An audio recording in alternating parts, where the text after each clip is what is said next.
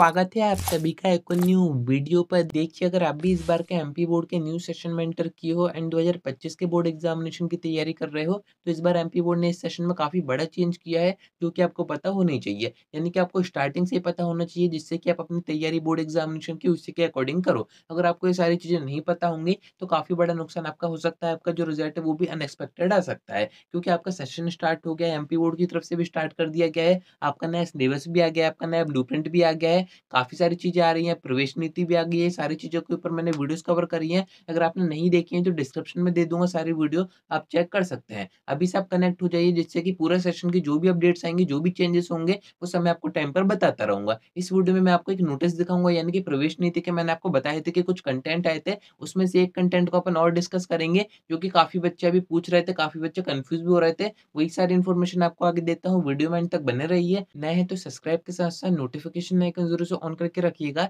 MP board examination की सारी updates आप तक टाइम पर पहुंच जाएंगी। अब देखिए, इस बार की जो प्रवेश नीति आई है, यानी कि परीक्षा संबंधी मार्गदर्शिका आई है, जिसमें कि आपको सारे रूल्स एंड रेगुलेशन बताए जाते हैं बोर्ड एग्जामिनेशन के। इसमें काफी सारे कंटेंट आपको दिए गए हैं, कुछ आपके काम के हैं जो कि आपको समझने हैं, कुछ आपके टीचर्स के काम के हैं। तो इसमें से एक कंटेंट, यानी कि फर्स्ट नंबर का पॉइंट अपन प्रीवियस वीडियो में डिस्कस कर चुके हैं, जिसमें कि आप देख रहे हैं महत्वपूर्ण तिथियां, यानी कि इंपॉर्टेंट डेट्स मैंने आपको बताई थी। इसमें मैंने आपको बताया था कि आपके बोर्ड एग्जामिनेशन के जो फॉर्म भराएंगे इस बार, वो किन डेट्स के बीच में भराएंगे एंड कितना आपको चार्ज देना पड़ेगा। अब अगर आपको बोर्ड एग्जामिनेशन देना है 10th और 12th का, तो आपको बोर्ड एग्जामिनेशन का फॉर्म भरना ही पड़ेगा। ये जो फॉर्म होता है वो एमपी बोर्ड में फॉरवर्ड किया जाता है। जो आप एग्जाम फॉर्म की फीस भरते हो वो भी एमपी बोर्ड के पास ही जाती है। फिर एमपी बोर्ड आपका एडमिट कार्ड बना के जारी करता है, तभी आप बोर्ड एग्जामिनेशन में बैठ पाते हो। अगर आपका ये फॉर्म एमपी बोर्ड तक नहीं पहुंचा, बीच में कोई मिस्टेक हो जाती है, कोई इशू हो जाता है, तो ऐसे में आप बोर्ड एग्जामिनेशन नहीं दे पाओगे। एडमिट कार्ड अगर आपका नहीं आएगा, तो आप बोर्ड एग्जामिनेशन में भी नहीं बैठ पाओगे। तो मैंने आपको बताया था प्रीवियस वीडियो में कि किन बातों का आपको ध्यान रखना है, फॉर्म में क्या-क्या चीज़ आपको सही से भरनी है, क्या मिस्टेक नहीं करनी है।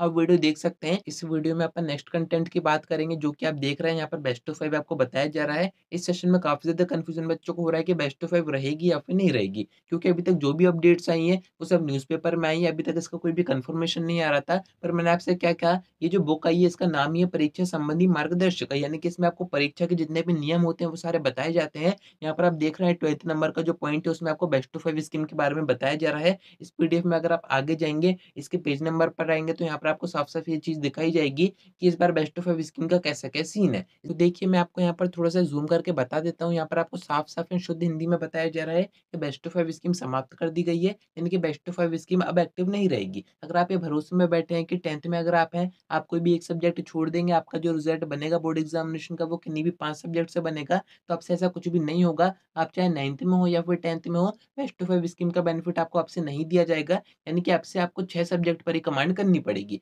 यानी कि आपको 6 सब्जेक्ट की अच्छे से तैयारी करनी पड़ेगी। 1 में भी अगर आप फेल होते हो, 2 में होते हो, तो ऐसे में आपको सप्लीमेंट्री दी जाएगी, ऐसे में आपको पास नहीं किया जाएगा। अभी तक क्या हो रहा था, बच्चे इसका मिसयूज़ कर रहे थे। बेस्ट ऑफ 5 स्कीम बनाई इस कारण से गई थी, जिससे कि आपका जो परसेंटेज है वो इम्प्रूव हो। अगर आपका 5 सब्जेक्ट से परसेंटेज बनाया जाएगा, तो ऑब्वियस सी बात है वो ज़्यादा ही आएगा एंड उसमें भी आपके टॉप 5 सब्जेक्ट के नंबर ऐड किए जाते थे, बाकी एक जो सब्जेक्ट है वो छोड़ दिया जाता था। यानी कि ऑब्वियस सी बात है, आपका जो परसेंटेज है वो ऑटोमेटिक इम्प्रूव होगा ही। बट बच्चे इसका मिसयूज़ कर रहे थे, कैसे कर रहे थे वो मैं आपको बताता हूँ। बच्चों कोई भी एक जो टफ सब्जेक्ट होता था वो छोड़ रहे थे, जिसकी उन्होंने मैथ्स की तैयारी की नहीं, उन्होंने साइंस पढ़ना ही छोड़ दिया। वो ये सोच रहे थे कि 5 सब्जेक्ट में हम पास हो जाएँगे, तो ऐसे में भी एमपी बोर्ड एग्जामिनेशन में हम पास हो जाएँगे बड़े आराम से, मार्कशीट तो हमारी पास की आएगी।